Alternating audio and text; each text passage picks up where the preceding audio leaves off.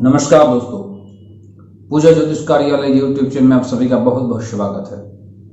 दोस्तों, आज आपके सामने में अगर आपकी कुंडली में राजयोग का निर्माण नहीं हो रहा है और फिर भी ऐसा देखा गया है कि जो मैं आज भाव की बात करने वाला हूं, अगर इस भाव में ये ग्रह उपस्थित है तब भी आपके जीवन में राजयोग जैसा फल मिल सकता है।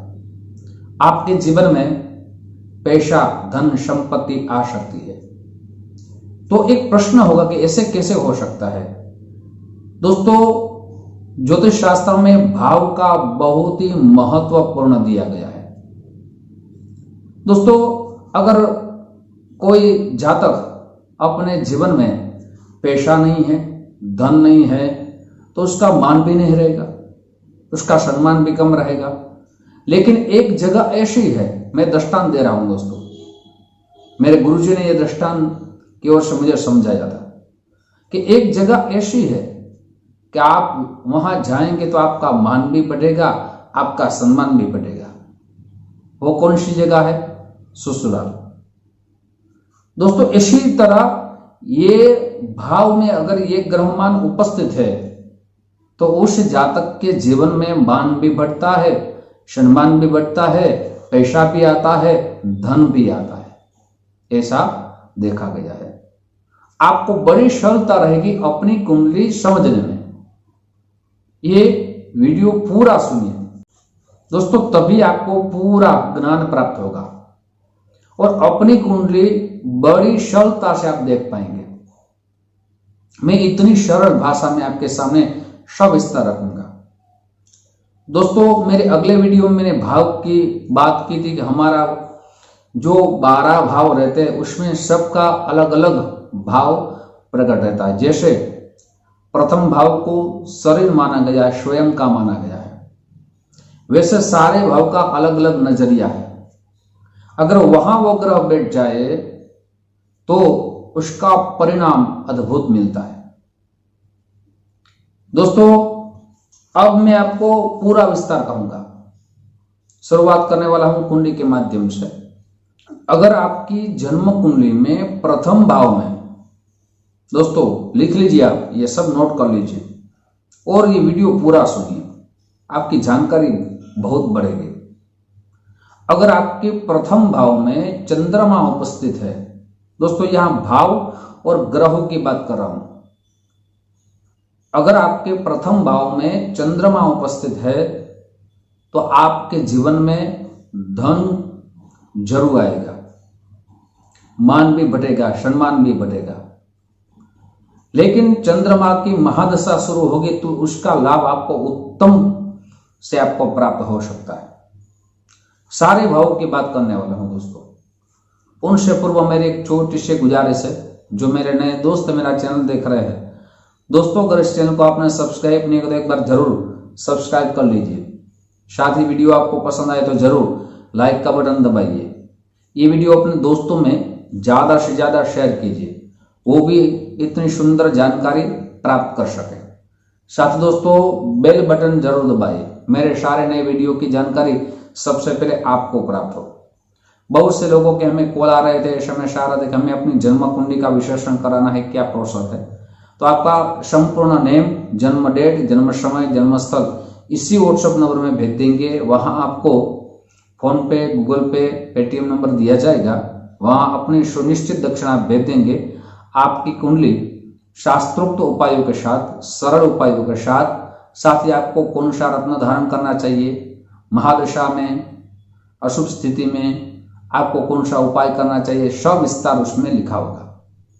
दोस्तों, अगर आपकी जन्म कुंडली में द्वितीय भाव में, दोस्तों लिख लीजिए, द्वितीय भाव में केतु उपस्थित है तो भी आपके जीवन में धन आ सकता है, मान सम्मान बढ़ सकता है। लेकिन दोस्तों यहां एक रहेगा कि आप अपनी भाषा को ठीक रखनी जरूरी है, क्योंकि द्वितीय भाव है वो भाषा का, धन का, साथ साथ हमारे परिवार का माना गया है। आपके पास तो धन तो आएगा, पैसा भी आएगा, लेकिन यहां आपको अपनी भाषा को ठीक रखना बहुत जरूरी है। कुछ फायदे हैं तो नुकसान भी रहता है, तो यहां फायदा तो आपको जरूर प्राप्त होगा। वैसी तरह दोस्तों अगर तीसरे भाव में जो भाव का महत्व दिया गया है, शनि और राहु उपस्थित है, दो ग्रह उपस्थित है, तो यहां सर्पयोग का निर्माण होगा, लेकिन आपके जीवन में धन की अभिवृद्धि जरूर होगी, पैसा जरूर आएगा। दोस्तों एक बात आप जान लीजिए, अगर जो मैं भाव की ग्रहों की बात कर रहा हूं, आपका एक योग हो रहा है, जैसे मैं आपको समझाऊं कि प्रथम भाव में अगर चंद्रमा है तो तृतीय भाव में शनि और राहु है, तो यहां दो अच्छे योग बन गए। यहां इसी तरह आपकी पूरी जन्म कुंडली आप देखिए, कितने अच्छे योग निर्माण होंगे, उतना लाभ आपको मिल सकता है। दोस्तों शनि केतु आपके तृतीय भाव में है, तो आपको बड़ा सुंदर लाभ मिलेगा, लेकिन यहां भाइयों की ओर से आपको संभलना जरूरी है। आपका पैसा, आपको इतना साहस मत कीजिए जो आपका पैसा आपको मिलेगा आएगा वो चल। इसी तरह दोस्तों अगर चतुर्थ भाव में शुक्र उपस्थित है, जो सुख भाव माना गया है, तो आपके पास धन आएगा, सुख मिलेगा, भौतिक संपत्ति आपको बहुत ही अच्छी तरह प्राप्त हो सकती है। अगर दोस्तों पंचम भाव में गुरु उपस्थित है, तो यहां गुरु को पंचम भाव में होने से गुरु की महादशा आएगी, अंतरदशा आएगी, तब आपको बड़ा लाभ मिल सकता है। दोस्तों फिर से कह रहा हूं, अगर मैं जो भाव की बात कर रहा हूं उनके साथ अगर योग का निर्माण हो रहा है, जैसे आपको मैं एक दृष्टांत दूं कि आपकी शुक्र की महादशा चल रही है, शुक्र चतुर्थ भाव में है और पंचम भाव में गुरु है, दृष्टांत दे रहा हूं दोस्तों, और गुरु अंतरदशा चल रही है, तो उसका आपको अधिक फल प्राप्त हो सकता है, आपके पास बड़ा पैसा आ सकता है, आपके समाज में आपका मान सम्मान सब उत्तम प्राप्त हो सकता है। गुरु दोस्तों पंचम भाव में होने से एक परेशानी आ सकती है, ये देखा गया 80% देखा गया है कि संतान की वजह से कुछ परेशानी आ सकती है। जो संतान हो सकते हैं उसमें कुछ खामी रह सकती है स्वास्थ्य के बारे में, ये एक दोस्तों कमजोर पॉइंट है। वैसे तरह अगर षष्ठम भाव में शनि और राहु उपस्थित रहेंगे, तब भी आपके जीवन में धन भी आएगा, पैसा भी आएगा, बहुत ही मालामाल हो सकते हैं, लेकिन यहां आपको दुश्मन से सावधानी रखनी बहुत जरूरी है। दोस्तों अगर आपके सप्तम भाव में अगर शुक्र उपस्थित है यहां, तो आपको अच्छी पत्नी भी मिलेगी, धन संपदा मिलेगा। अगर सप्तम भाव में शुक्र उपस्थित है तो भी यहां आप बड़े धनवान हो सकते हैं। अगर दोस्तों अष्टम भाव में केतु उपस्थित है, तो आपके जीवन में आपको बड़ा पैसा तो मिल सकता है, लेकिन एक कमजोरी भी रह सकती है। आप किसी प्रकार की वाहन चलाते समय आपको सावधानी रखनी बहुत जरूरी है। दोस्तों मैं आपको योग तो कह रहा हूं, लेकिन कमजोरी भी कह रहा हूं कि आप सावधान हो जाइए। साथ दोस्तों अगर नवम भाव जो भाग्य का माना गया है, अगर वहां गुरु उपस्थित है, तो आपका भाग्य बहुत ही बलवान रह सकता है।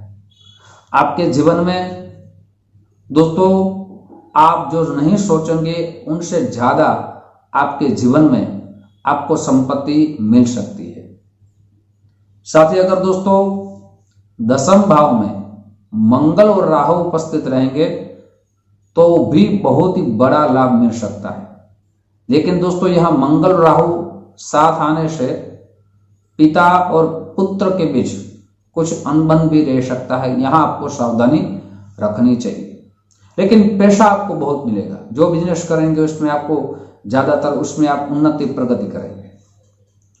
साथ दोस्तों, अगर एकादश भाव में सूर्य और बुध उपस्थित है, सूर्य बुधादि योग निर्माण होगा, तब भी आपको बड़ा लाभ मिल सकता है। यश, कीर्ति, मान, सम्मान मिलेगा, पैसा मिलेगा।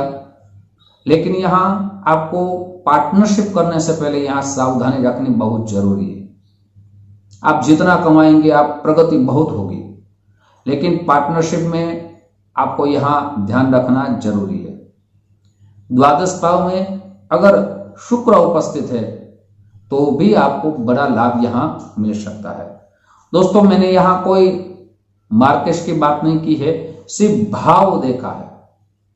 अगर ये भाव में एक ग्रहमान उपस्थित रहेंगे तो वो जातक राजयोग जितना उत्तम फल प्राप्त कर सकता है, ऐसा शास्त्र में लिखा गया है और अनुभव सिद्ध बात है। आप अपनी जो भी आसपास की कोई आपका दोस्त है, आपके माता पिता है, आपके लड़के हैं, आपके संतान जो भी हो, उसकी कुंडली देखिए, अपनी कुंडली देखिए और उतने जो मैंने कहा है उस भाव में वो ग्रहमान उपस्थित है और फिर अनुभव कीजिए।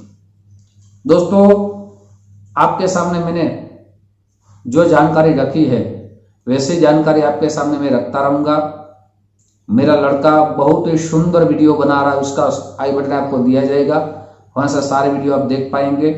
यूट्यूब के माध्यम से फिर हमारी मुलाकात होगी। जय श्री कृष्ण, महादेव।